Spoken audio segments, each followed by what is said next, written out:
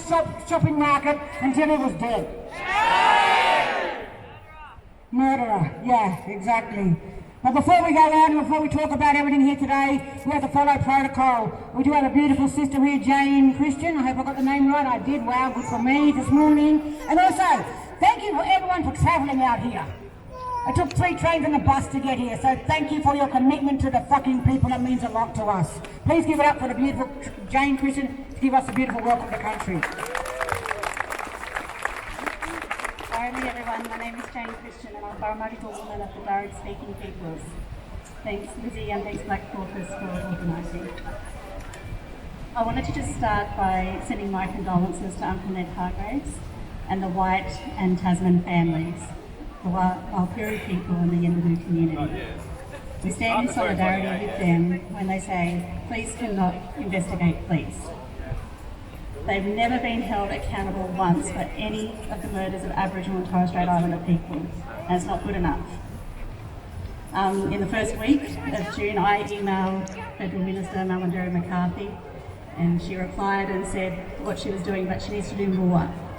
There's cowards there, and it's not good enough just to respond to the no's. And so we need to keep that up, we need to keep the emails and the pressure going, because we can't just give up, we need real action. I wanted to say that the land that we stand on right here is it's land where they first brought our people to take our children from this area. And just down the road there on George Street, that's where Bidjigal Man Pemulwuy gathered the mobs and led the Battle of Parramatta. So there's strong energy and strong memory in this land, and it makes me so happy to be here with you all and to be holding that resistance, because nothing's changed and we still need to resist. Now, I will get on to delivering the welcome, but before I do, I just wanted to say one person who's not welcome here is Zachary Rolfe. He's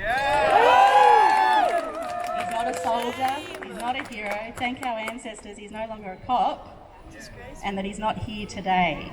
Good work, everyone. I'd like to pay respect to Western Sydney Community Elder Uncle Greg Sims, who's a Gadigal man. He's been my cultural mentor for over a decade. He's taught me my language and he's committed me to deliver his welcome. Here in Parramatta, he's worked with the Koori Court, with kids in juvenile detention, not because he believes in the systems, but because he shows up for mob who continue to have the systems inflicted on them. So I will do that now.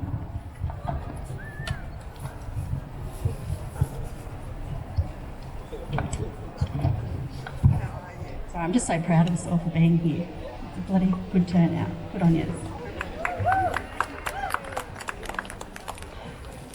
Tiari mara daraga pemel, kawimariya pemel, nagalaringi babuna, banai yamana varanang, nai disigai dai yanangami diaralam.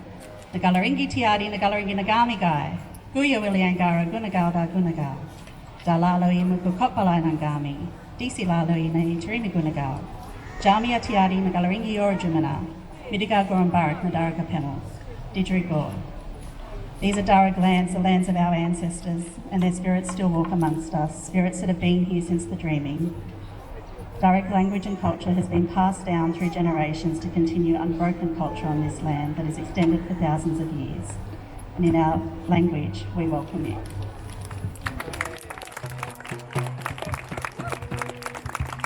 Thank you, sister. Beautiful words. Yeah, as the beautiful sister said, we got to silence one murderer today. Yeah, come on!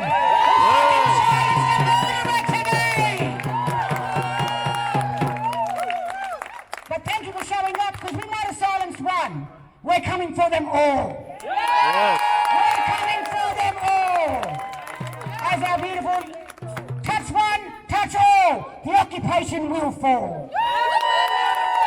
And we still need to go to also on the 18-year anniversary of the Northern Territory intervention. If anybody saw their fucking great Australian leader, I will not call him my leader because he's not. He's not! If anybody's seen him out there using the language, we need an emergency intervention into the Northern Territory. There is already an intervention. What sort of fucking traumatizing language is that even to use against the people of that state, of that country right now? If we've seen 2 deaths in custody in 12 days in the Northern Territory, anybody else has seen right now that bus monitors and housing workers are maybe going to be implemented with the, fuck man, open season on black people. They're going to be giving bus monitors and housing workers guns. They already carry pepper spray.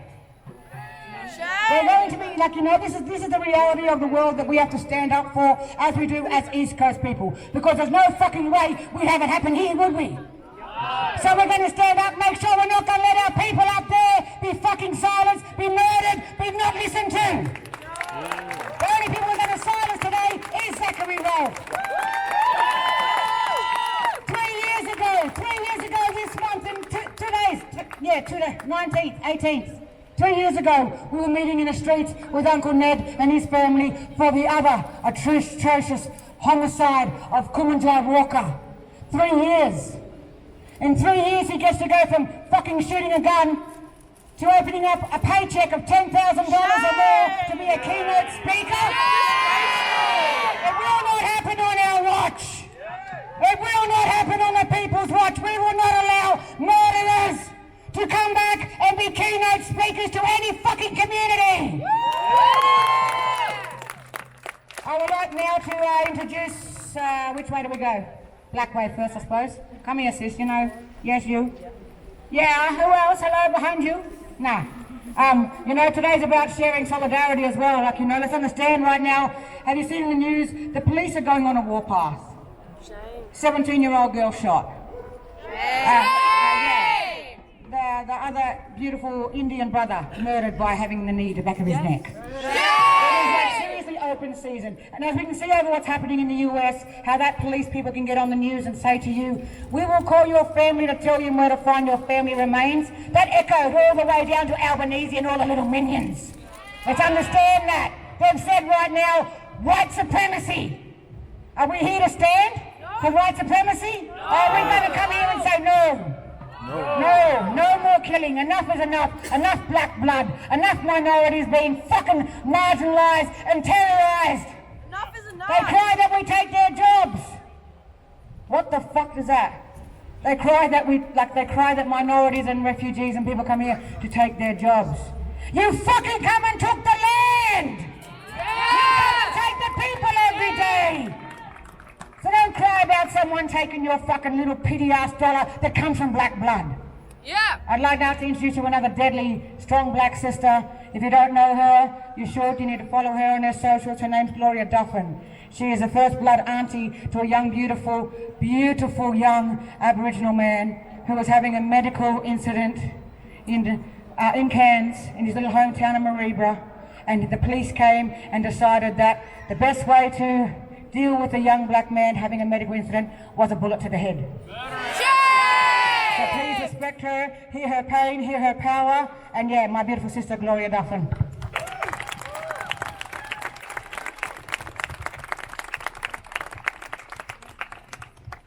First of all, I want to say thank you to everyone who always are part of a lot of these conferences that goes on with a lot of our mob, wherever it may be, within the whole of Australia, that show us support, because in this country, a lot of, as everybody knows, not just the ones standing here in front of us, a lot of our issues go every day unannounced and not addressed in whatever it may be. So there's a lot of things that, as Sister Lizzie said, that haven't been addressed for our people, not just only death in custody.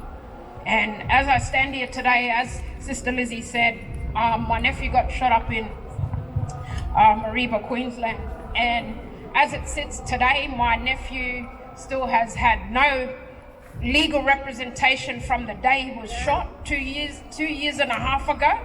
This is up in Queensland. That's Queensland state for you.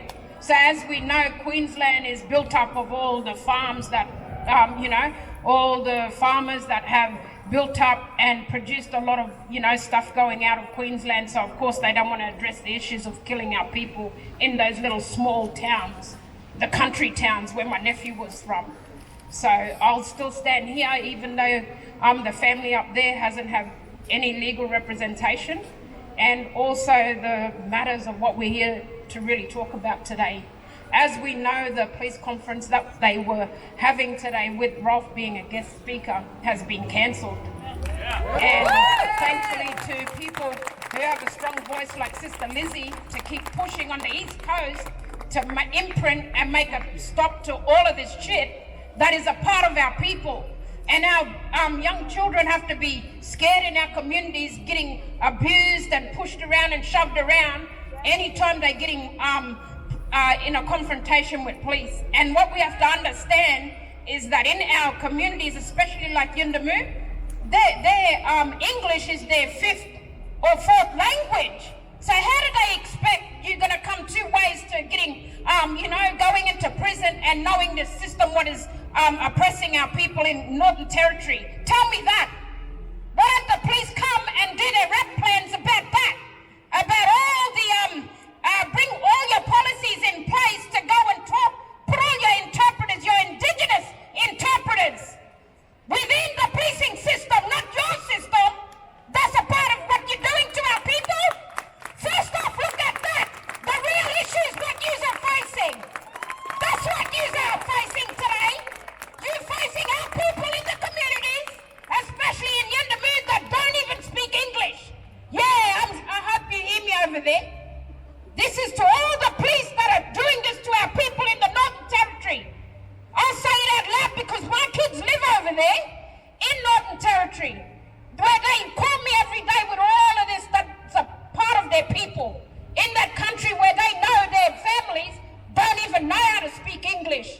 And then you're trying to put this system in their country, in their little remote areas. That's so wrong. There's two ways about it. Go their law, because we're going to stand for that. We imprinted that today. We imprinted that today with Rolf not being on the pedestal of what they're trying to do within Australia. Yeah, I hope you hear me read loud and clear. Because as Sister Lizzie, I'm mentored by the ones that was always standing here before me, that have done this for many years. Many years, get that, many years, not just today.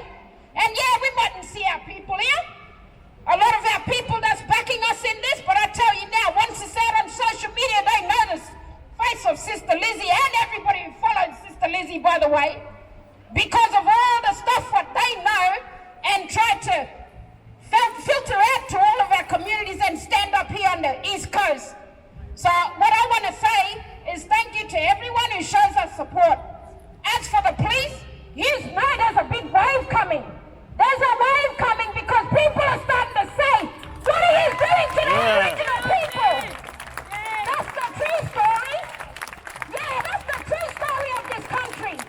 What about me being a descendant who, when my grandfather was stolen as a 6-month-old baby taken in Redfern, then at the age of 6 years, he goes to, comes up from Bomaderry, come to Sydney at Central Station to go to the children's court.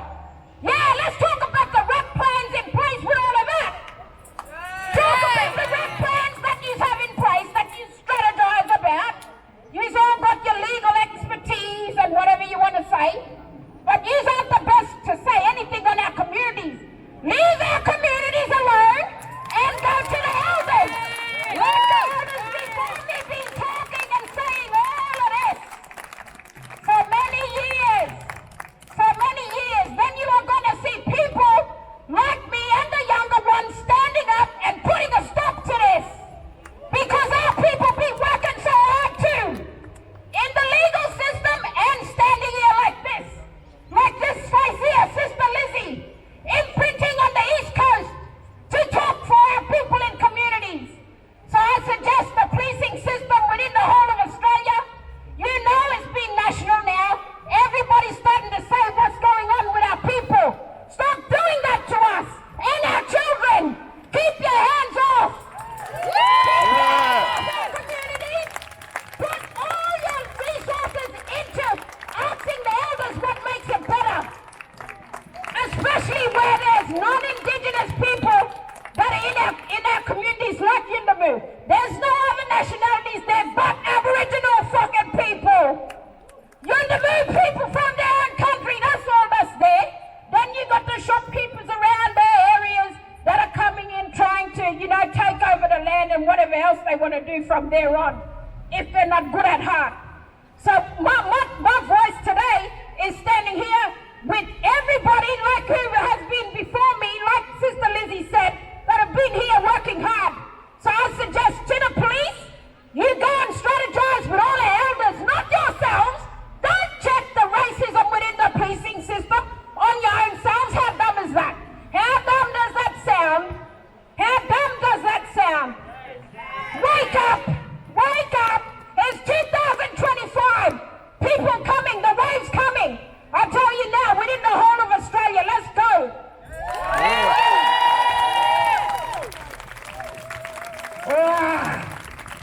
See that? Feel that fire? Feel that fire? Yeah! Come on! It's not easy to get up here and do this. Come on, it looks fucking easy, but it's not. Especially when you're carrying trauma on trauma on trauma on trauma. In our culture, they're not our nephews, they're our sons. That beautiful woman you saw stand there, stand strong, she's lost her son. Thank you, my sister. I love you so much always.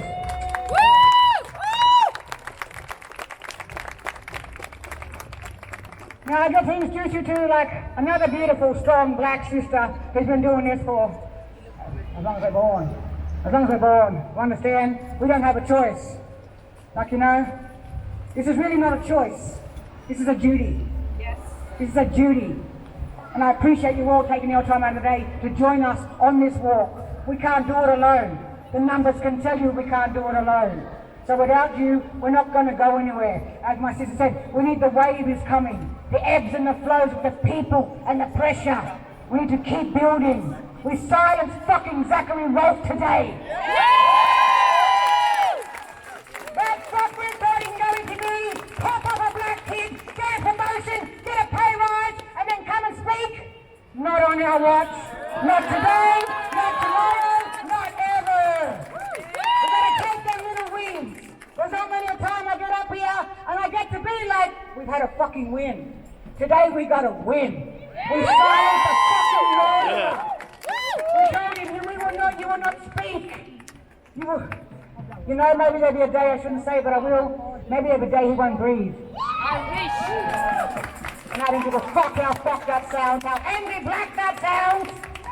If I'm not angry, I'm not black. I'm not human. Look what they're doing to our people. Right on. Yes, right on, huh? Go for it. Deadly, I love the passion. Thank you very much. Anyway, back to introducing my beautiful sister here. She's been on the front line. She's been everywhere. She's doing some important things. You need to open your ears and pay attention and listen, because we're going to need your networking and support behind us.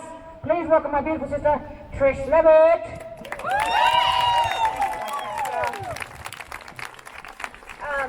Great to see you all here. I'm a Gunungara woman from the Southern Highlands in New South Wales, so I'm a mountain woman. You know what? We shouldn't be fucking standing here today fighting again for one of our people that's been murdered.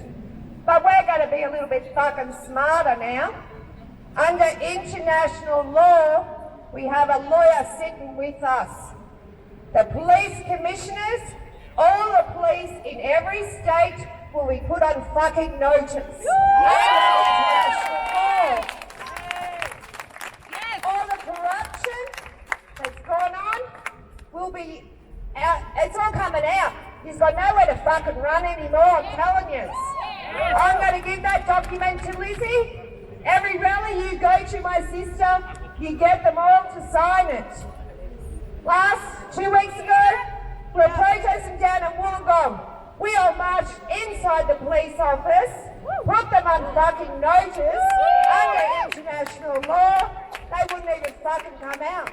They were just like fucking rats hiding. And they want to fucking hide because we're coming for all of you.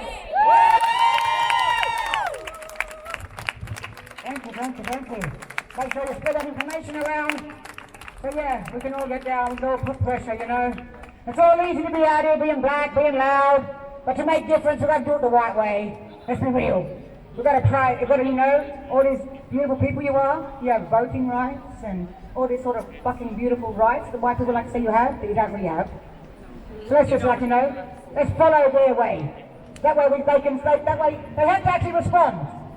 They actually have to respond because they're going through their fucking avenues of trying to, stand up for LORE and fuck your white man law. Absolutely. But yeah, we've got to do that, sadly, that's the truth. So yeah, when Sister Girl gets information out, we'll make sure it's on Black Caucus page. Follow us all. If you're not following us right now, what the fuck are you doing? Put your phone out, look us up. Make sure you're there with us so you know when to come. Because we're going to keep calling out. Like our sister said, this is like a lifetime duty until they start fucking taking our lives. This is a lifetime duty of standing up for life that has now been perished, now been taken. Imagine being that young boy. Imagine in your heart for 1 minute being that young, precious boy, 24 years old, vulnerable, carries cognitive disabilities. He's fucking hungry. He's hungry. And now he's no longer alive for being hungry and vulnerable. So if we don't keep standing up, more of them young boys are going to start filling the fucking ground. We've had a Royal Commission into this 31 years ago. 31. There were 339 recommendations made. That's a a record of any recommendations made in any commission. 339 recommendations. We stand here 31 years later. 600 deaths in custody!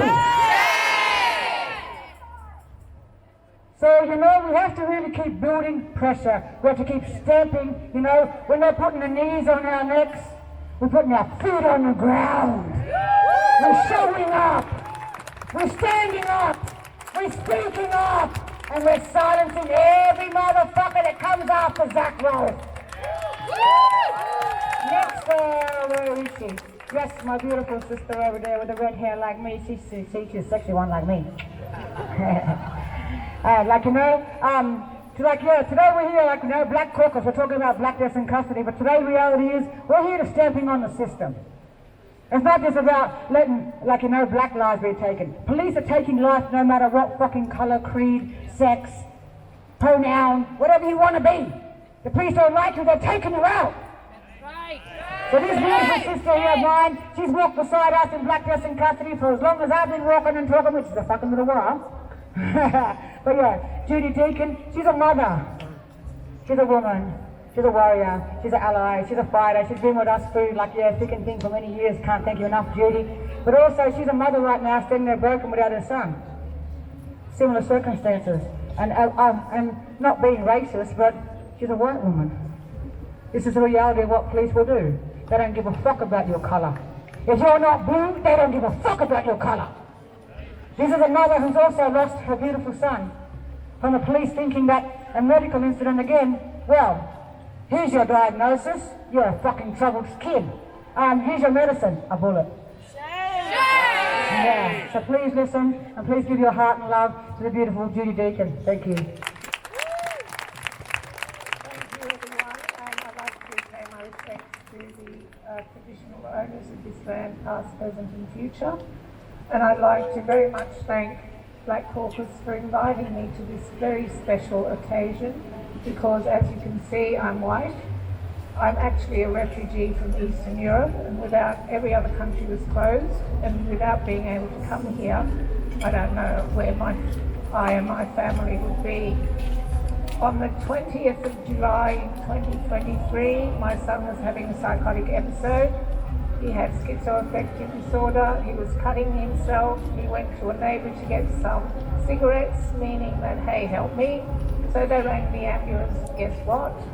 The police turned up, they forced their entry, and within 8 seconds, I believe, he was shot. I've seen the video twice now. I saw it pretty much straight away, and I highly suggest that if you have an incident, you get hold of the video, either yourself or someone else. I don't know, my coronial inquiry is not yet anywhere. Next week I'll be seeing the Crown Solicitor, and I'll be asking them certain questions about when all those people who run these things get together to make sure that what they recommend is not taken on notice and not acted upon. And my way of doing things was, okay, my son's dead, the coroner will say blah blah blah, he's dead.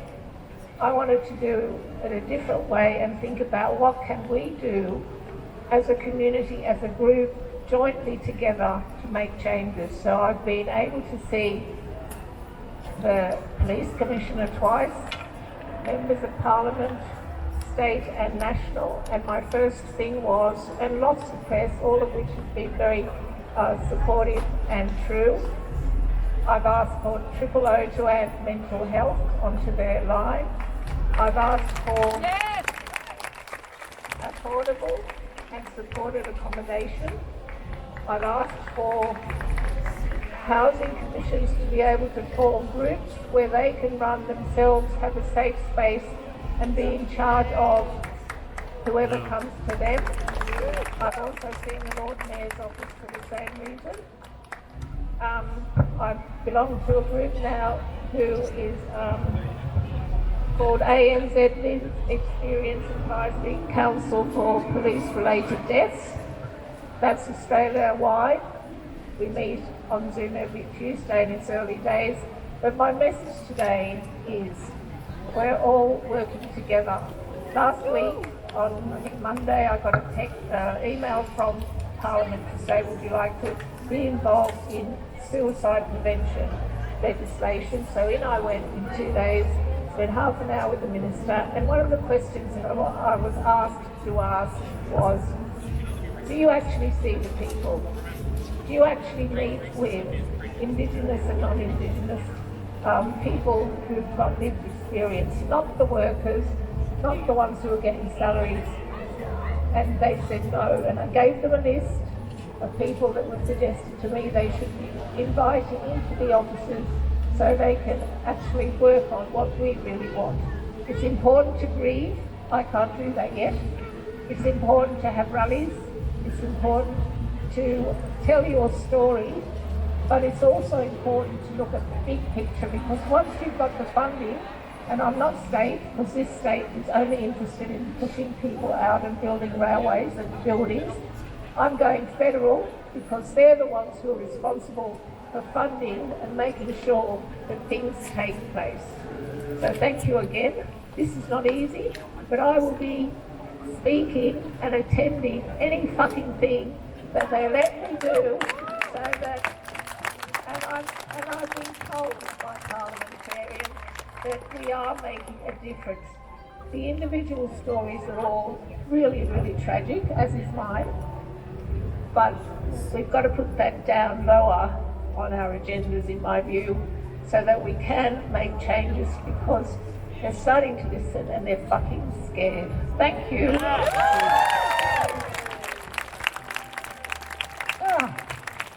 Thank you, everyone. Hey, look out for us redheads. Yes, no, thank you, my sister. You know, like I said again, a beautiful mother who, even said in her own words, doesn't even have time to grieve yet. Doesn't even have time to have her heart just sit with herself and understand her son's never to walk in her door and give her a cuddle. That she's never to see him on Mother's Day. She's never to see him on a birthday. The pain and the suffering that this system brings is fucking putrid. So yeah, thank you very much for allowing her to speak, and thank you, Judy, for always walking with us. It means a lot, you know, even for a white woman. No. Yeah, well, next on my list is, where is she? She's right in front of me. Okay, our next speaker is a beautiful sister, Natalie Wesley. She's from the MUA. Yeah, MUA here to stay. Yes, come on, give it up for the union that actually do give a fuck for black collars and proper rights, you know. There's many out there that don't, as we know, but this sister I know makes it her duty to make sure her union fucking stands with us and does what we say, how we say, not how they say. And yeah, we've endorsed the family statement. This has come all the way from Yuendamu, from Uncle Ned Hardgraves. So I'm going to have my beautiful sister read out the statement. Please welcome her. Thank you. Thanks everyone. And a bit of a late ringing today to read the statement because Kumanjay's family couldn't, but definitely proud to say that the Maritime Union of Australia supports us being here today and will turn out at every rally again and again to fight against the racist system that implemented the Northern Territory intervention and to support the families to get justice for every single death in custody. I was living up in the Northern Territory when the intervention started and spent a lot of time with Jumper Jimper and his family driving around, gathering people up to meet from the different prescribed areas. And they formed the prescribed areas People's Alliance. And they had to hit the ground running because I'm telling you, when that legislation came in, people's lives changed instantly, completely turned upside down in an instant. It affected how people moved around town, how they could spend their money. People were terrified for their kids being taken again, and there's just so many other policies that Paddy's going to go into. But one thing I wanted to say is Paddy will talk about the basics card, and we know that that was expanded later to different areas around the country. But before they brought in the basics card to quarantine people's money, the system was so disorganised, they knew they wanted to quarantine people's money but didn't know how to do it. So what they did is they gave people gift cards. So someone like Jumper Jimper, living hundreds of kilometres out of town, back then the road wasn't even sealed. If he wanted to spend his money or his family, they'd have to drive all the way in to Alice Springs, and here's the tragic irony of it, and spend a card at Woolies or Coles. So here we are, 18 years later, we've circled back to this tragic and unnecessary death in the aisles of the Coles supermarket in Alice Springs, of a kid who was just a baby when this intervention started and has grown up under this policy his whole life. We have to scrap these intervention laws and all the racist ones that follow it. So we're really happy in Alice Springs today to know that we're rallying here and supporting here as well, that we're going to march on Rolf and that we're going to fight and support, because that's one of the important things, is that people from the Territory, even though they wanted to be home with their families when these intervention laws came in, they knew how important it was to travel around the country as well and spread that message. So people travelled tirelessly, terrified of leaving their families, to come down to all the cities and talk to us and build this movement. So they're so happy to know that we're here out today. And this is the message from Ned and family to Anthony Albanese on behalf of the family of Kumanjay White. Dear Prime Minister, we write requesting your urgent support to help us get justice for Kumanjay White. My Judger, grandson, our loved one, died in the custody of off-duty police officers in an aisle at Coles in Alice Springs on May 27. Witnesses report Kumanjay was treated violently by the police and he lost consciousness whilst in their control. How can this happen in a supermarket aisle? There is no way a white person would have been treated this way. When George Floyd was killed in 2020 in Minneapolis, it sparked global Black Lives Matter protests. During these big protests, you congratulated the BLM movement and said too many Aboriginal people were dying in custody in Australia. Well, it's 35 years since the Royal Commission made recommendations that have never been implemented. When will Aboriginal lives matter? Last year at the Garma Festival in the NT, you said you wanted a country where Aboriginal and Torres Strait Islander people have power over their destiny and where, quote, your children can flourish as they walk in two worlds. You promised to close the gap. Well, Prime Minister, the gap is getting wider and fast. More of our people are getting locked up by police and dying in custody than ever before. Here in the Northern Territory, the CLP is boasting about how fast they are filling up the prisons with our people. They are putting many oppressive policies onto us, creating an atmosphere of racism that killed my Judger. Not long after his death, a senior man from Wadeye, an important cultural leader and educator, also died in police custody. We stand with his family for justice too. At the moment, our children cannot flourish. We have no power over our destiny.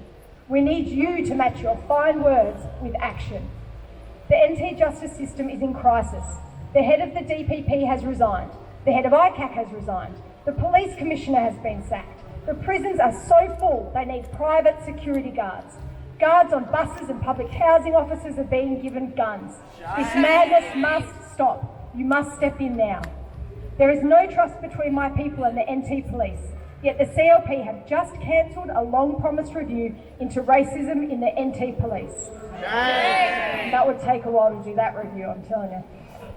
This demand has been supported now by many organisations, land councils, trade unions, legal services, every human rights commissioner. Yesterday, Federal Minister Mullindiri McCarthy reiterated the need for an independent investigation. 800 people signed letters to the NT government demanding an independent investigation, including a number of witnesses to my judge's death who were horrified at what they saw. Thousands more have signed our petition. Your government in Canberra has total power over the NT. You use this power to take away all our rights, our jobs and our assets, while the NT intervention 18 years ago today. Our communities were devastated and we have not recovered. Now we demand action from Canberra to see our rights are restored and we are protected from the racist CLP government. So much of the funding that comes into the NT is supposed to be close the gap, but instead we face a government trying to punish us and brutalise us. We support the calls from the Central Land Council for your government to withhold funding from the NT until they agree to an independent investigation into the Kumanjai White case and establish a police integrity commission similar to other states. We support the calls from all human rights commissioners for immediate reform to implement all the recommendations from the Royal Commission into Aboriginal Deaths in Custody in 1991. This must include action to stop the racist laws that make it so hard for my people to get bail. More than half of the prisoners in the NT are on remand. They cannot get proper legal support. The CLP cut funding for a local law and justice group at Yuendumu. We need this restored. We want financial support to set up the Kurdichi Widow Yuendumu Cultural Authority to start taking back control of our community. This should be the start of proper funding to re-establish employment and community control here at Yuendumu and across the NT. Prime Minister, at Garma last year you said, "My optimism for the future still burns." Take action now so we too can have some optimism. Take action for justice for Kumanjai White. Take action to stop the racist NT government and give power to our people. Thank you.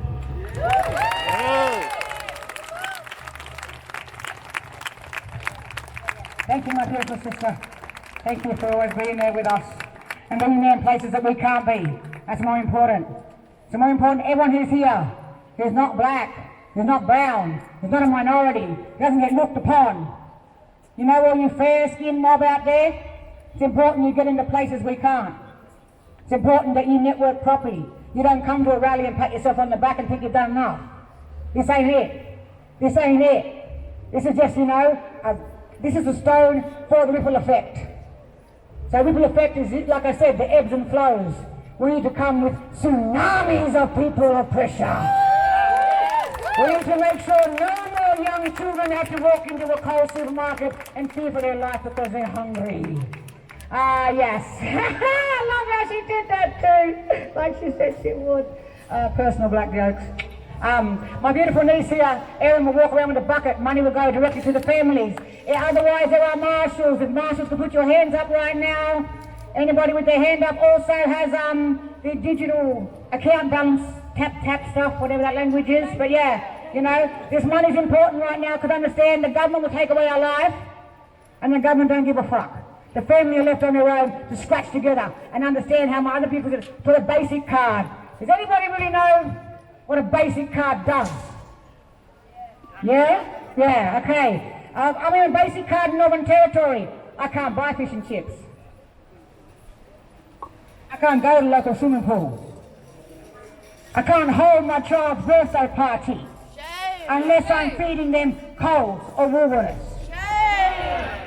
Understand, the basic card strips you of your dignity, strips you of your human right to fucking be able to spend the money that your your fucking government gives to you. Strips you. It's not just a card like an FPOS card that we have around and we can go tap, tap, tap, tap, tap. Your child's birthday's coming up. You have to fucking save and scrimmage and get all your community to get the little 20% of cash to come together to maybe take your child to the movies. Yo. There you go, see? And you have to call through the Centrelink to get the balance of the card. See? So understand, basic. There's nothing fucking basic about it. It's a full-on racist system and regime depressing and oppressing the people. It's not basic. It's fucking Australia. It's fucking racism. It's fucking violence against the people. Financial violence, let's call it that. Yes. Next, oh yes, there he is. Yeah, by the way, a bucket going around, I said that. No, actually, I was going to say something else too. Sister girl over there. Yeah, I just remembered your sister, yeah, sorry. We're talking about how Uncle talked about our youth. Our youth. Right now, if you notice, it's going to be called what Australia lets us celebrate ourselves, called NAIDOC Week. The NAIDOC theme this week is the next generation. Strength, vision, legacy. Next generation. If our kids get too strong, their vision ends up behind bars and their legacy ends up being a statistic of being fucking murdered. So what next generation are we talking about? A next generation, we can talk about TJ Hickey. We can talk about the beautiful sister over here, make sure I remember her mob from Moree, Gordon Copeland. We can talk about Kumanjai Walker, Kumanjai White. We can, like, these are what we're calling the next generation. Where are they? We're here. Where are they? Fucking murdered, fucking stripped from their country, stripped from their families. So understand, they know the whole whitewash of this system pilfers down through everything, from Reconciliation Week to NAIDOC, to everything they tell you, this is how we support black people. No, this is how you support black people. Be on the ground, network your strengths, stand up, speak out. Next I get to introduce to you a beautiful brother, and he's white. No, he's been here doing this with us for a long time, and he's very supported in the Alice Springs community and loved by them. So yeah, anyone got a problem with him, come fucking see me. Always, brother, always. But yeah, you know, Paddy Gibson, if you don't know him, you fucking should. Thanks very much. Thanks so much, Lizzie. I'll be red after standing your son too long. Yeah, no, really great to see people here to mark this important date, June 21. Respect to Parramatta people, to all Darug speaking people, and that spirit of resistance that Jane talked about at the start. You know, we need to honour that and honour the struggle that's come and continues to come from the First Nations of these lands to this brutal system of warfare and genocide that came here in 1788, and that's continuing to organise a genocide today. Aboriginal people, children, continue to be ripped away from their families in policies that were recognised as genocide when it was happening in the 20th century. There's more and more kids getting taken today than were ever taken then. So it continues. And right now in Alice Springs, they're having a demonstration with the same demands that we have today. And down the road from where they're holding that demonstration, there's a military base called Pine Gap, where they are actively participating in the genocide unfolding in Gaza, the bombing of Iran that's taking place, that is being coordinated through intelligence at Pine Gap just down the road from where our comrades, the family of Kumanjai White and other Aboriginal people fighting this intervention are continuing to stand and fight. And Aranda people never gave their consent to that brutal Pine Gap military base. They've always said it should be shut down. And we continue to fight for justice for all colonised people. The first people of this land, the people of Gaza that are suffering. Yeah. We have the same enemy. We have the same enemy sitting there in Canberra, organising these brutal policies. And it was the Australian Army that they sent into Aboriginal communities on the 21st of June 2027 was the John Howard government. I remember it well. I was actually on a bus on the way to protest against war games in Townsville when I got a message saying John Howard's sending troops into the Northern Territory. But what the hell is going on? This was the start of the Northern Territory intervention. John Howard introduced it, supported by the Labor Party at the time, who carried it on when they came into power with Kevin Rudd. There's the comrades from the Stop the Intervention Collective up the back. Hans, Kathy, Emily have been continuing this fight for a long time against this intervention. It's 18 years since they started this policy, and disgracefully, that policy is still with us today. We've heard from the other speakers about the income management system, the so-called basic card system. Aboriginal people were paid in rations for most of the 20th century. Well, they're still on rations in the Territory under this disgraceful system. when the intervention started, there was an employment program that was operating in remote communities. It wasn't much, it paid hardly anything, right?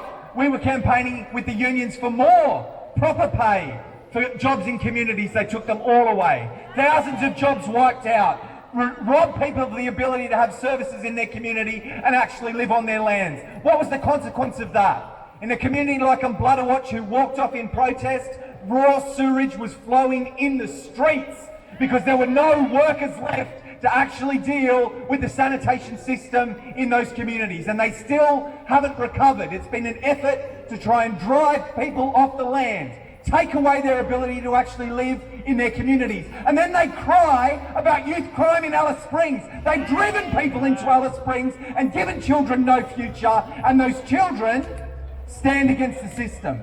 Continue to stand against a system that doesn't care for them. So this is the intervention. I mean, we could go on about the intervention, but the important thing to know is this is an apartheid system in Australia that continues to operate to this day. Pretty much all the policies they brought in then are still in place today. And now, as Ned said in his statement, we have this government in Darwin that is off their head with racism. They are absolutely out of control, right? At the start of the intervention, there was about 700 Aboriginal people in prison in the Northern Territory. It was already one of the highest incarceration rates in the world. Today, there are 2,800 Aboriginal people in prison, 4 times the number that when this intervention started. 600 more people have gone into jail since the Northern Territory Country Liberal Party took power at the end of last year. 600 in the space of 6 months, and they are bragging about it. They are holding press conferences literally saying there will be more going to jail. When I was in Alice Springs 3 weeks ago, I was told that they've set up camps on the basketball court in the women's prison in Darwin because there's no room in the cells. They're holding people 15, 20 in a prison cell, in a police cell, because there's no room left in the prison. Literally overflowing. They're hiring security guards to go in, private security guards as screws. And now, as we heard, this is the new brainwave from this racist mongrel mob in Darwin 2 days ago. They're going to give guns to the security guards on buses and public housing estates. They're going to give them guns, right? So it is an absolute crisis point at this moment, and we need people to be tuned in and ready to mobilise and ready to fight, because what's happening up there has got ripple effects across Australia. Since this intervention, the number of Aboriginal people going to prison across Australia also going through the roof. It's now 37% of the prison population Australia-wide is Aboriginal. In the Royal Commission days in 1991, it was only 20%, listen to me, and that was a crisis. It's 37% today, right? It is getting worse and worse. The number of kids they're taking away, absolutely going through the roof. Absolutely going through the roof. About 200 before the intervention in the Territory, about 1,100 today. Right, so it's a total crisis. So people have to be on their toes, ready to organise, ready to fight, ready to come out when you hear the call. And right now, the thing I'll finish on is this case of Kumanjai White, because this is enough's enough. Enough's enough. They can just kill someone in the Isle of Coles in broad daylight, and that's going to pass. We've got to say no way. We said no way will we let Rob speak, and we won. He ran away with his tail between his legs. Right?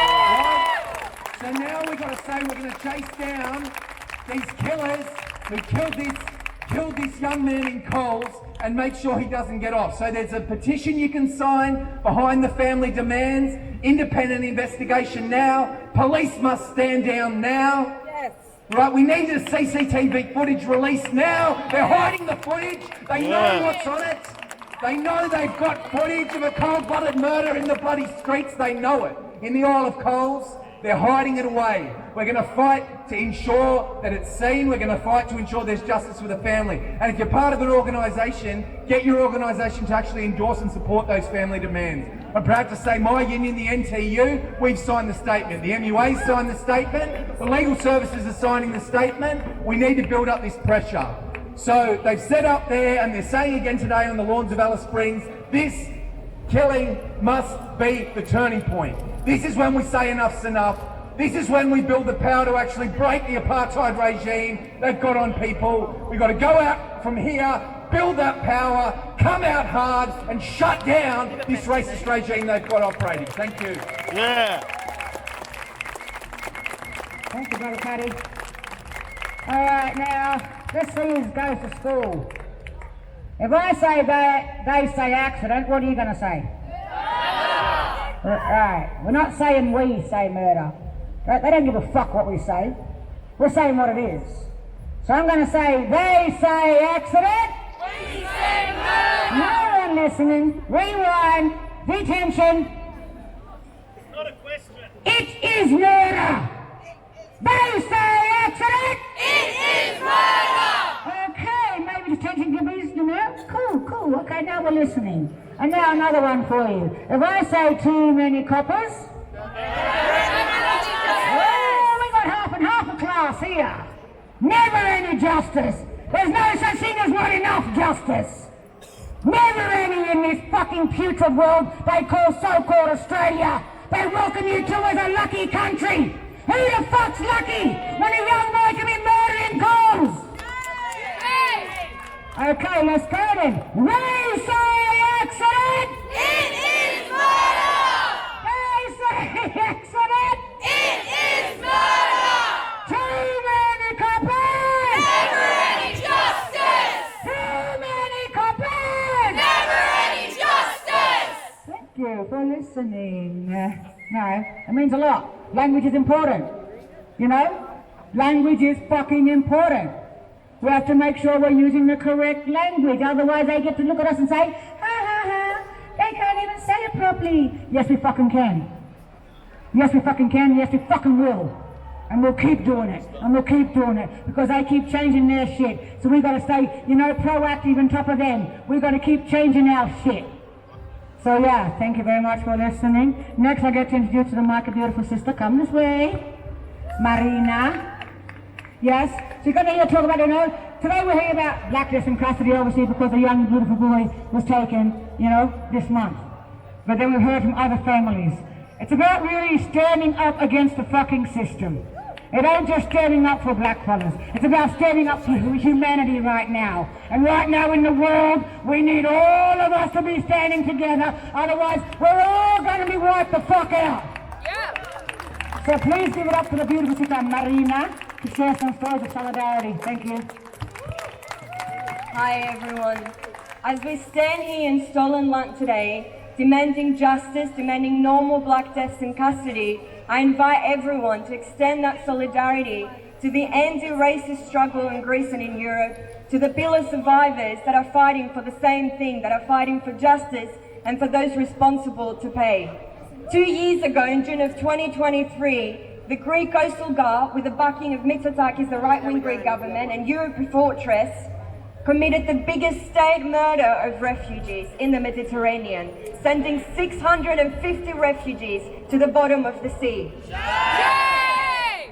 For 15 hours, Greek and Italian authorities, Frontex, was hearing the appeals from the refugees asking for help and ignored them and did absolutely nothing. Yay! Eventually, the Greek Coastal Guard, in Australian-inspired tactics, violently towed the boat, trying to send it out of Greek waters, out of Greek responsibility, and send it to the bottom of the sea. Shame! And as we heard, this is not an isolated incident. This is the racist politics of the Greek government and of the European Union that have been responsible for more than 40,000 deaths in the Mediterranean just in the last 10 years. Shame! That are now backed in a crisis that they created, backed in a corner, are turning to the right wing, are turning to racist agendas and cracking even more down on refugees and migrants at sea, at land and everywhere else. Shame!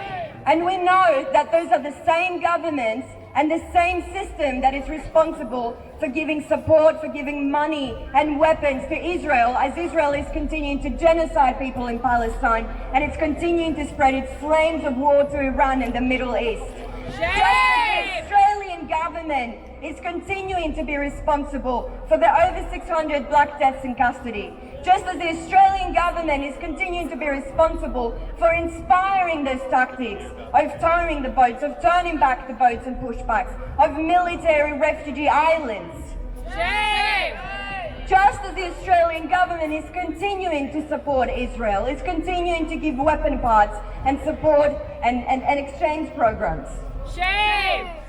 But I also want to bring the images of a movement, an anti-racist movement 2 years now, that has been rallying, that has been marching, that has had union and student association support, artisan concert support, that when they tried to trial 9 of the Egyptian refugees of the shipwreck, they found that movement against them and we stopped them. Just as now we've had another huge victory with 17 members of the Greek Coastal Guard being taken to court. So we stand here and I invite everyone to extend the solidarity and say that everyone responsible will pay. Not the 17, but everyone responsible. That justice for the survivors and the victims of pillars means open borders everywhere. Means refugees are welcome everywhere, here in Greece or everywhere in the world. That they deserve and they have the right to healthcare, to work, to housing, to education. LA is showing us the way when it says billionaires are the real problem, not migrants. It's showing us the way when the thousands and thousands of people in America are continuing to rally and fight against Trump and his racist politics. Palestinians who are resisting still are showing us the way. The global movement for Palestine, from March to Gaza to the Samud Caravan, to the teachers and friends that are striking, to the port workers in Massalia, they're showing us the way. And we stand here to say that we will continue to fight for justice for pillars. We will continue to build and strengthen our anti-racist movement. We will continue to demand justice. And we will continue to apply pressure on Albanese to sanction Israel and fight for a free Palestine. From LA to Gadigal to Pillars to Palestine, no justice, no peace. No justice, no peace!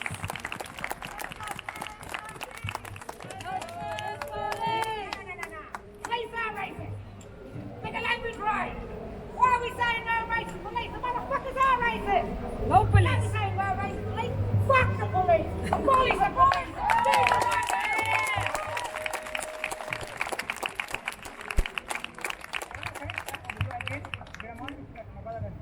We shouldn't have been a fire going yet, sister. But thank you. Hang around your mob, because yeah, you're going to make sure we get a photo of all of us.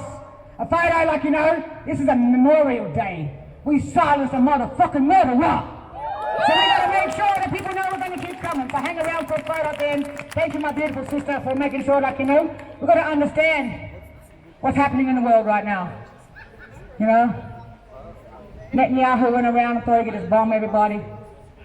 Iran went, not here, motherfucker. Not here, motherfucker. So yeah, praises to all those beautiful people in my crowd now that I know have families that they're worried about. They don't get word from. Their heart aches. Because I know how that feels every day my child walks out the door. I know how that feels. Although I have a phone, although I can track his location, well, doesn't mean I know he's safe. So my heart goes out to every single person right now that is feeling the impact of this genocide, whether you're white, black, purple, yellow, spotted, whatever the fuck you are. You have a heart, you're human, you're hurting. Let's reach out, let's be real, let's comfort each other. You know, the important thing we have to understand, while we're all angry, while we're on the streets, we have to understand our biggest power is community. Our biggest power is love. What are you going to beat hate with? Love. Well, we're going to stand up against this hatred system with love for each other, no matter who we are, no matter where we walk from. Shout out to all those beautiful people right now that are fucking convoying on their way, that are being stopped at borders, having their passports taken, having their, yeah, come on, let's hear it. We're for the people that are really going out there and saying, we've had enough. We're coming, Gaza. We're coming. The people will be free. Because understand, you know what's happening right now? Gaza is free. Oh, everyone went quiet. What the fuck is she saying? I like that. But Gaza is free. And that's why they're trying to take away its freedom. That's why they're trying to take away its freedom. Listen to what I'm saying. I'm not saying they're free from torture. Understand right now that Palestine is a free country. And the world's saying, you're not allowed to be free. You must be oppressed. You must be taken over. You must be put down. You must be slaughtered. How dare you have freedom in your own country?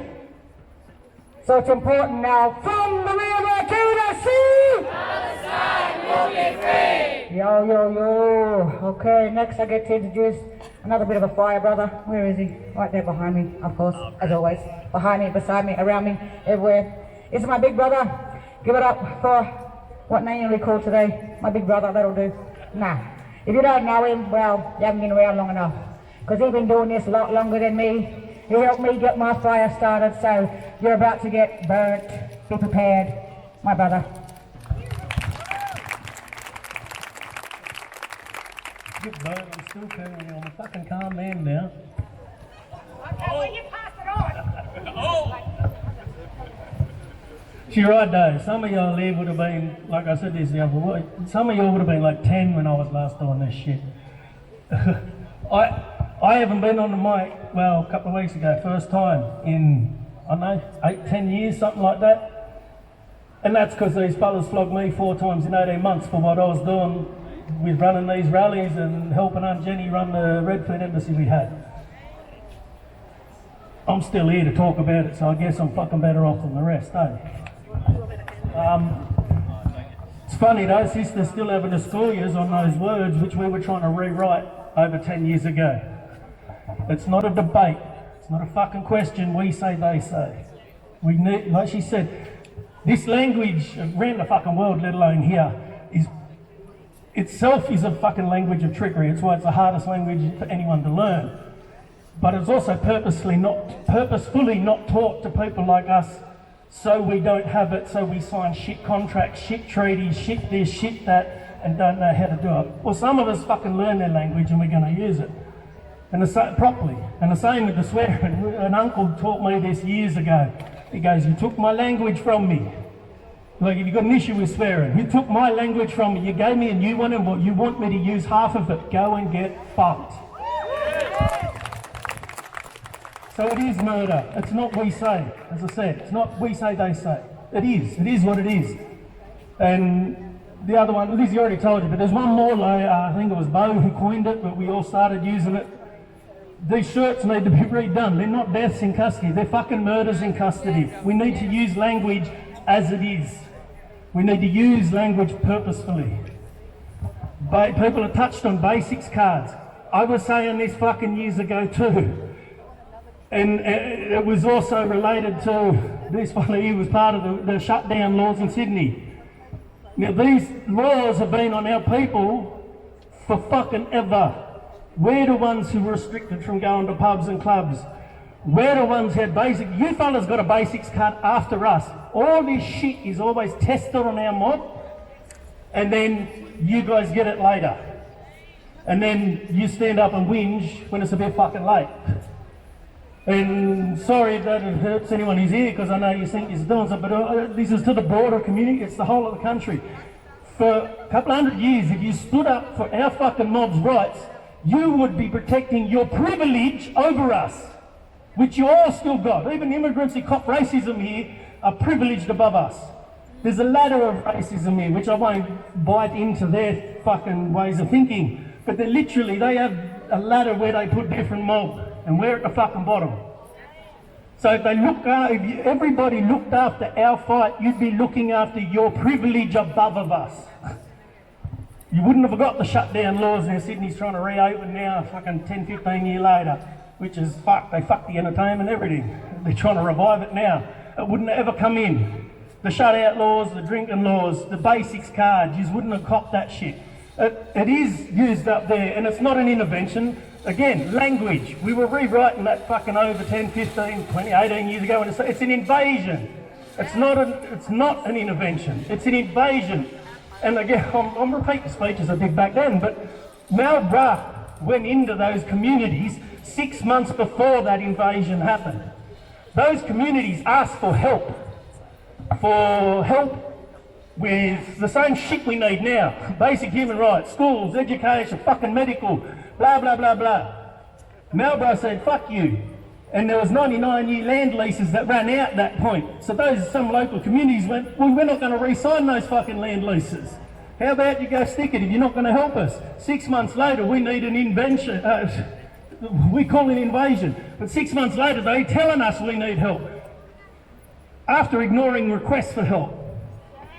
Now, if you are going in to help any place, any community, anywhere, because you say like one of their things was about, well, there's a meaning, but one was, like we touch our kids up. You statistically look, they do it way more. Their own statistics, their ABS, you can look that shit up. Even alcoholism, which I love to talk about, you can look that shit up. Most black fellas don't fucking drink at all.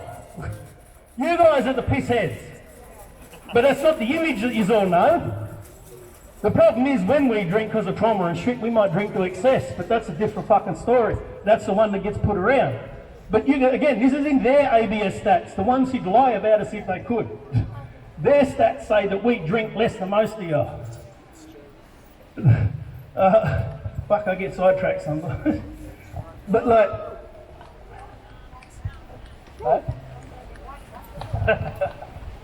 Yeah, no,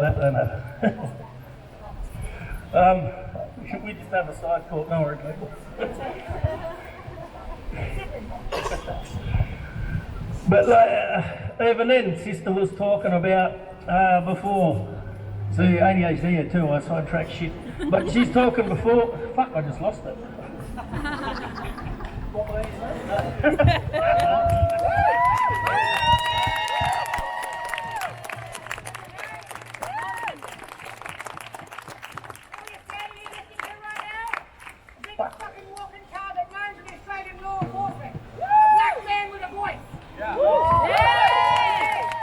Okay, that's what I was going to say. She was listening through some of the people that I list through. No, you got me back there. Listen through to like, the thing is people talk about, we can list one point.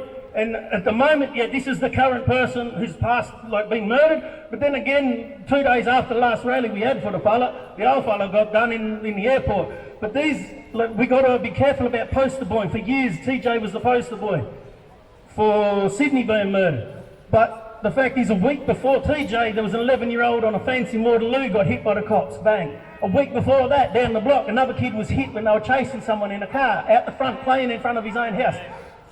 When I was in high school, there was the sayings, the fucking graffiti everywhere. This is when, fuck, I don't remember the community, but like these other immigrants were stepping up, because there was cops killed, Sarkos was fucking sprayed everywhere when I was in high school. I'm going old cunt now.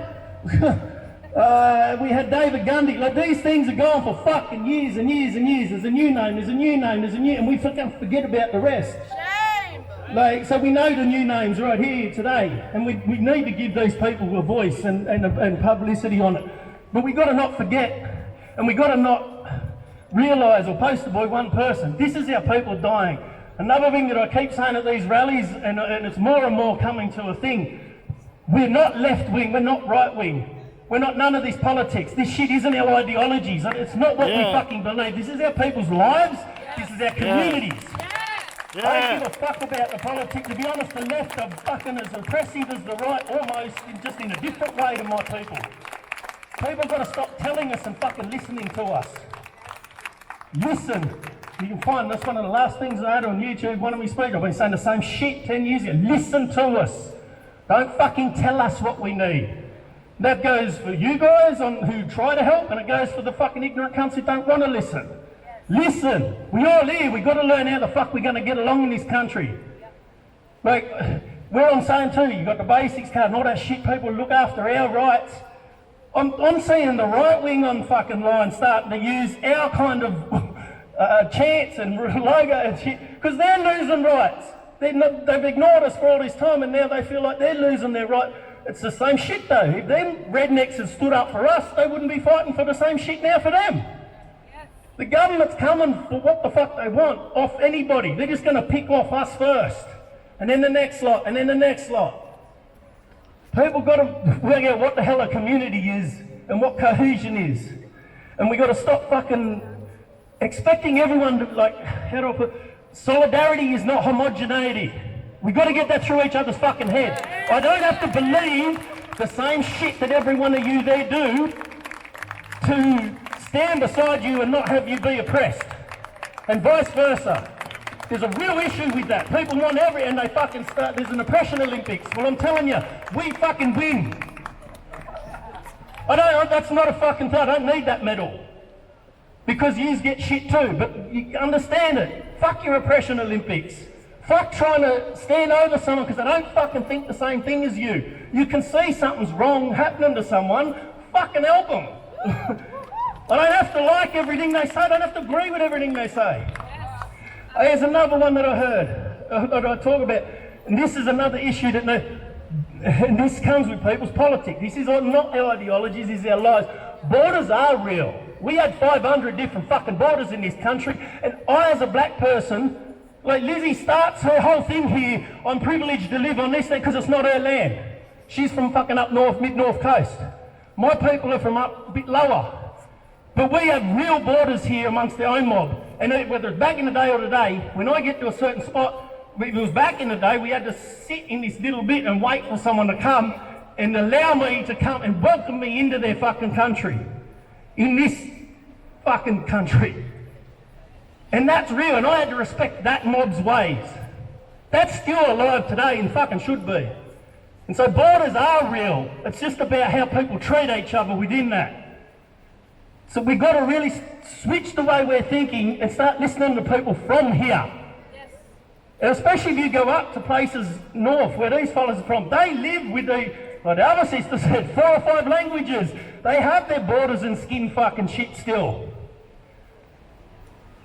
So we've got to really rethink what solidarity is and what fighting together is if you want to make a successful thing. You find what the real points that we all agree on, what oppression is, and you fucking stick together to achieve those goals.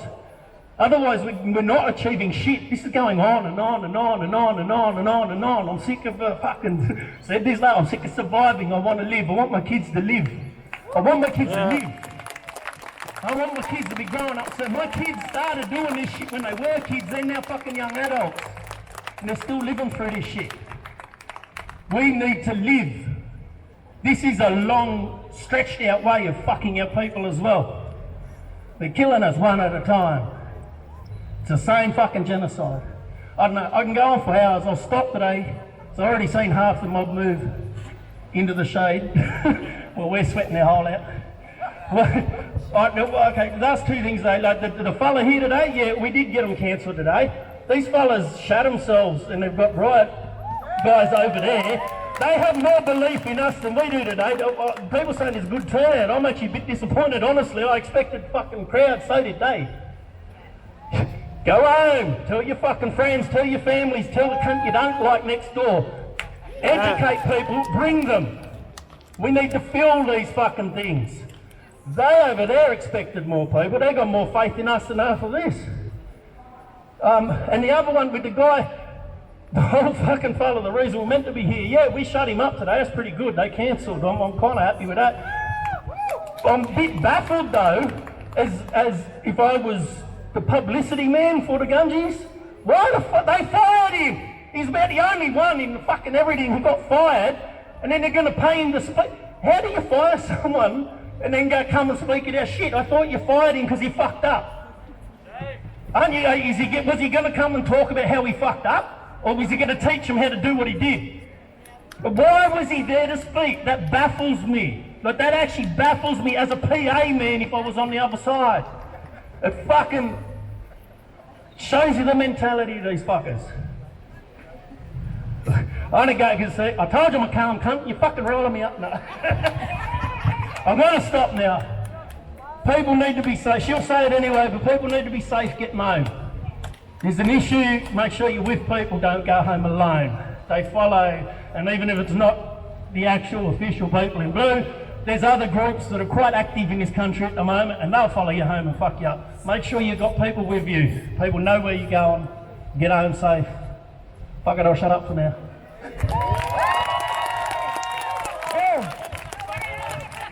So this is the sister here coming from Wollongong. I moved, like I said, I got flogged 4 times in 18 months. They did get me to shut up for 10 years. I went away to try and do respite and healing. I moved South Coast. They're fucked up there too. The dickheads should have left me. I tried to go away. Seriously, I shut the fuck up. I was a hermit. The Gungies down there, Shillaba, the Gungies, but the Gungies down there would come to my house once they worked out who the fuck I was and sit on the corner, I was on a corner block, and they'd have their they'd rev their engines and high beam my house. If I had walked out the front door with a phone in my hand, I'd be another fucking dead black man. I'm telling you that. They did it numerous times, and so, well, I'm here. They should have just fucking left me disappeared. I'm back. You're going to harass me? I might as well fucking come and get harassed for doing something. Fucking dumb cunts. Yeah, put it up. Get it up. You know? In our matriarchal way, it's our women's duty to be a voice. You know? But when it comes to our men getting up and standing, like I said, that's the biggest walking target known in Australia right now. A black educated man. Educated in culture, but educated in that white Western fuckery. To make sure we know how to battle them properly. Make sure, you know, they have a gun, we have a tongue. And like, you know, oh yeah, right away. Honour First Nations culture. How the fuck do you honour culture when you're taking away our lives? How the fuck do you honour culture? How the fuck is this shit telling us to honour the First Nations culture? When you see the hypocrisy walking around, you see the legislations making sure, they're telling us now, taking away our rights to protest. Thank you to the Palestine Action Group for going there and fighting for that. Fucking oath, give it up. It's not easy coming in week by week doing what they do. Strength to my brothers and sisters in that group that go out there week on end, and I hope tomorrow you'll be able to rally again. Because right now, you know, while Israel and the US are ramping up, guess who's in line next to ramp up? This cocksucker Albanese. So we need to make sure it ain't going to be easy for Albanese. We need to make sure we stand up for our people across the seas, stand up for our people across the rivers, because we are river and sea people right here too. Our brother talks about borders. A lot of our borders were the river lines. That was our borders. Except for dry country, it'd be a dry river bed. But that was our borders. So from the river to the sea is part of us, as well as a part of Palestine. And that's why I give thanks to all them that are out there petitioning, working, protesting, networking, doing what you can. The little things, they might think like they're nothing to you. They're fucking everything to a little child in Palestine right now. They're everything to a mother who's lost faith in the world. They're everything. So don't think that what you can do is, you know, it is minuscule here, but it's fucking so big over there. So don't lose what you're doing. Keep building. Keep building. Like my brother said, go and torment your networks, your teachers, your students you're a teacher, your colleagues. How many people get in the Uber car? Have a fucking yarn with your Uber driver. Let them know, like, yo, you know what's going on in this world? What do you feel about it? Where are you? Because, yeah, like brother said, I love how there's always too many guns here, but that's the usual. That's the usual. The guns try to come back like, we've cancelled the conference, so now you can cancel the rally. No, fuck way we don't. No, fuck way we don't. They will be silence one. We're coming for you all. Okay, we're coming for the whole occupation. The system is gonna burn. We are the fire keepers. You are all welcome to my fire, and we are gonna burn this fucking shit down. So yeah, when I come and ask for like some fire liquid and fire lighters and wood and that, you know what's happening, right? We're coming for a campfire, and we're coming to burn this shit down. Because we're not going to stand here anymore and allow our beautiful people to go to a shopping centre and be murdered. We're not going to stand here and allow fucking Albanese and all these fuckwits to fund, to stand there. Who remembers back in the day of Albanese being in the street? Free Palestine. Yeah, he played that game well, eh? He played that fucking game really well. Now where is he for Free Palestine? He's fucking helping bomb them. He's helping fund them. He's helping starve the people. So understand when you stand up against Netanyahu, make sure you're standing up against Albanese too. They are one and the same. They are a mirror effect. You cannot stand for one humanity and not stand for another. It makes no sense. So I give my all. I did that one. Hey! I love how we check each other. See, that's real shit. That's real shit. Anyone who knows me know, do not come behind me and tap me if you're a man. You'll get knocked the fuck out. No, don't. Not that violent. Sometimes. No. But yeah, in all seriousness, you know, we have to understand, has everyone signed the petition? If you haven't, find a social network that has it and sign it. And then also, not just sign it yourself, put it out there and share it to your friends, put it on your social media, you know. You might only get 2 or 3 people to click on that signature. But like I said, the little things here are fucking so major what can happen over there. So everyone get involved. We need to make sure that the family statement is heard, the family's demands are heard. Which means no more cops investigating cops. Independent investigations fucking now. The police officers are one police officer off duty, and the fucking police prosecutor must be stood down now. Actually, must be charged now. Must be fucking charged. You know, they're still innocent until proven guilty. But you know, if I'm in Coles right now, and I'm putting my knee on the neck of a young boy, and he dies, where the fuck am I? Where the fuck are you? Behind bars, silver bracelets. So why not them? And this is why internal bullshit must stop. We know it doesn't work. Zach Wolf proves it doesn't fucking work. He get away with murder, and now has a ticket to say, pay me 10 grand to come and let me speak and tell you how to get away with murder. Yeah. So, you know, that's one of the demands. Other demand, CCTV must be delivered to the family now. Now! Now! Respect to all those in Alice Springs that are currently right now, like we are, protesting up there. Respects and love out to Uncle Ned and all the people up there under the MC intervention. Biggest respects. Other demands, my brain is a bit lost. The fucking cops. And anyone who uses media. Stop fucking putting bullshit lies about a young black hungry boy being a criminal! And there's one more. My brain is fried in the sun. Huh? That's it. Okay, I'm good. Oh, thank you. Please, thank you for being checked. No. Otherwise, yeah, like my brother said, we're going to play a song for us all to leave with. We're not going to march. Oh, yes, sorry, thank you. Fucking see, I love how people check me. This is real shit. This is real shit. Everybody, make our way to the little solidarity table anywhere. Centre, pick up a banner. I want a photo to send over to Uncle Ned and all that mob. So them little tiny mob up there in Alice Springs can see us East Coast. I'm with them. And with everybody. And with fucking Palestine. And with Iran. And with Syria. Yes, it's in the Greece. Everywhere. Everywhere and anywhere is occupied right now. One of the banners say, touch one, touch all. Occupation will fall. Go over there, you mob. We're going to get a photo, and then we're going to play the song. Now get a photo first. Who's taking the fucking photo? Oh, okay, Nat's going to take it. Okay. Alright. Get in there. What the fuck are you doing? Get in there.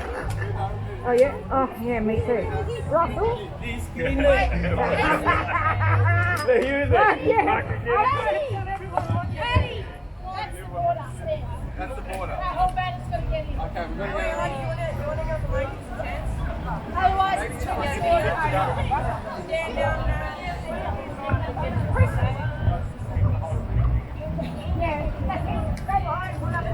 Jump behind, bro. Yeah. Go behind a couple of people. Yeah, that's it. Right there. They say accident!